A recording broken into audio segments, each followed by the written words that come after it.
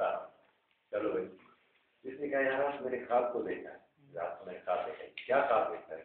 मैं रात को ख्वाब देख रहा हूँ कि सीढ़ियाँ ऊपर जा आसमान, मैं चढ़ता जा इतनी देर तक चढ़ता जा रहा हूँ कि ऊपर आसमान तक पहुंच गया हूँ। तो फिर जी आगे जी भाई मजा हुआ मेरे साथ। मैंने आसमान को यूं हिट किया तो उससे आवाज आई, album brown album brown album brown. मुझे आवाज बड़ी अच्छी लगी।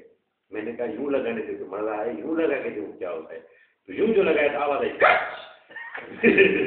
तो फिर क्या हुआ, फिर क्या मेरी गांड उंगली पड़ी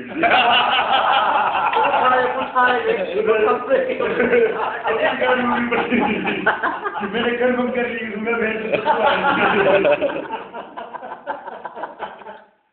तो दादा ने कहा पूरा महीना जब बैठे मैं कुछ नहीं किया, यूं करता वो बात चला जाता था बेचारा।